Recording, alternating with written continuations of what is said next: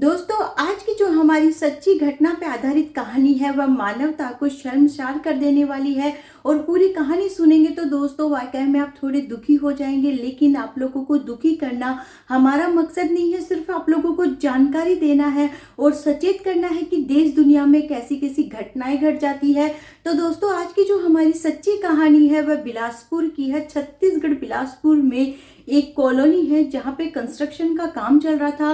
Geetanjali city में Swarnima era करके एक कॉलोनी है जहाँ कंस्ट्रक्शन का काम चल रहा था। और वहीं पर एक 14 साल के बच्चे ने, जिसकी उम्मीद भी नहीं की जा सकती है, वो खुद भी 14 साल का था और उस बच्चे ने ऐसी घटना को अंजाम दिया जो सही में रोंगटे खड़े कर देने वाली है। किसी ने कल्पना भी नहीं की थी कि जहाँ पे अभी कंस्ट्रक्शन का काम चल रहा है उस घर में, और वहाँ पूरी कॉलोनी में ही मतलब बाहर से लेबर लोग आए हुए थे, दूरी से कोनी से लेबर लोग आए हुए थे।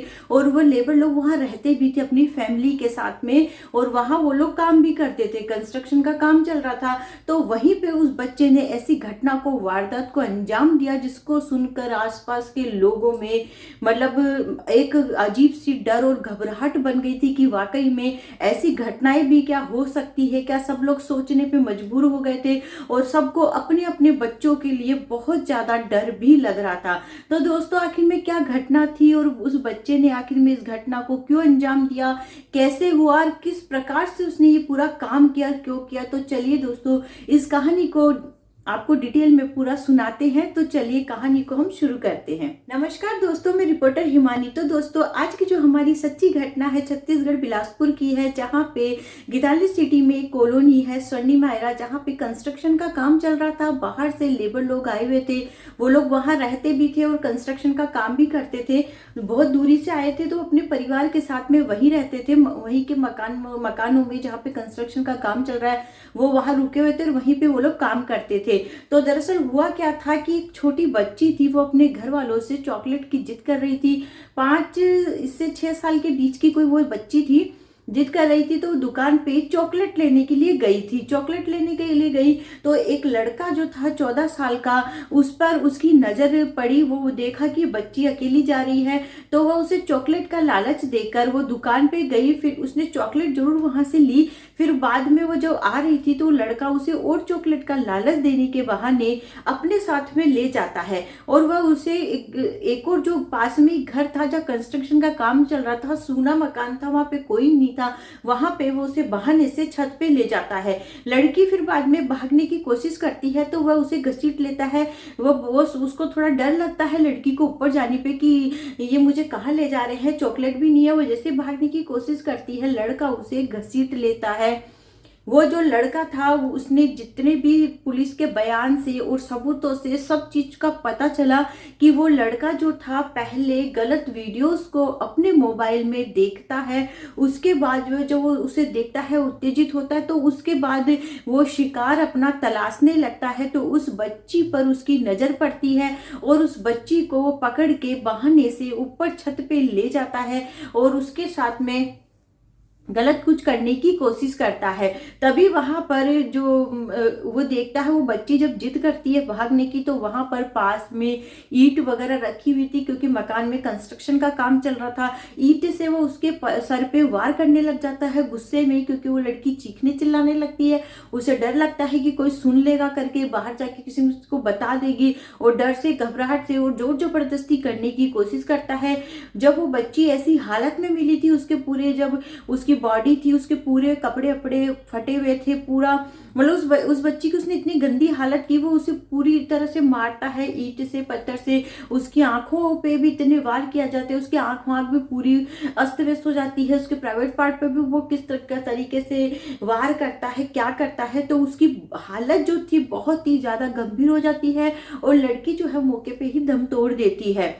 वो उसके साथ में इतना गलत करता है बच्ची के साथ में कि वो मौके पे ही दम तोड़ देती है, उसकी हालत खराब हो जाती है। उसके बाद जो लड़का है वो वहां से फरार हो जाता है, चुपचाप निकल जाता है और वो लड़की अस्त व्यस्त अवस्था में वहीं गिरी हुई रहती है। उसके बाद जब उसके घर वाले होते हैं, वो कुछ देर बाद थोड़ा सोचते हैं, उनको समझ में आता है कि हमारी बच्ची आखिर में कहाँ गई है, तो उसे तलाशना जारी करते हैं। रात भर वो उसे तलाशते रहते हो लेकिन बच्ची कहीं नजर ही नहीं आ रही थी। बहुत ढूंढने की कोशिश करते हैं। एक व्यक्ति वहां पे छत पे कोई काम से जाता है, उसकी नजर पड़ती तो व्यक्ति की चीख निकल जाती है। वो डर जाता है कि एक बच्ची अस्त व्यस्त हालत में गिरी हुई है। उसके पिता को जानकारी दी जाती है जिसकी बच्ची ढूंढी जा रही थी, तो सबको लगता है ये उसी की बच्ची है। उसके पिता को जानकारी थी, उसका पिता जाके पहचान जाता है। फिर तुरंत पुलिस में इन्फॉर्म किया जाता है। पुलिस की पूरी टीम वहां आती है और फोरेंसिक टीम को भी बुलाया जाता है। टेस्ट वेस्ट किया जाता है, बच्ची की बॉडी को पोस्टमार्टम के लिए दे दिया जाता है। उसके बाद पुलिस अपनी तलाश जारी करती है। सीसीटीवी कैमरा को खंगाला जाता है। बहुत से लोगों से वहां पूछताछ की जाती है क्योंकि काफी मात्रा में वहां लेबर लोग रहते थे जो काम करते थे, उनसे भी पूछताछ की जाती है। सबसे पूछताछ करने के बावजूद बाद में सीसीटीवी कैमरे में सब में देखने के बाद पुलिस को एक दुकान पे भी पूछते हैं जहाँ बच्ची चॉकलेट लेने गई थी, तो उस 14 साल के बच्चे के बारे में पता चलता है पुलिस को। फिर उसके बाद पुलिस उस बच्चे का पता करती है और उस बच्चे को पकड़ लेती है। उसके बाद पुलिस जब उस बच्चे से पूछताछ करती है और कड़ाई से पूछताछ करती है, पहले तो बताने में आनाकानी करता है, लेकिन जब कड़ाई से पूछताछ करती है तो अपने गुनाह को कबूल कर लेता है और उसके मोबाइल वगैरह को पुलिस चेक करती है तो पूरी कहानी सामने आ जाती है कि उसने कुछ फोन में गलत वीडियोस देखे थे। उसके बाद उत्तेजित होने के बाद वह अपना शिकार तलाशने लगा और बच्ची, बेचारी मासूम बच्ची, उसके शिकंजे में आ गई और उसे वो फंसा के उसके साथ में जो हालत की, जो कि उस बच्ची की जान तक ले डाली।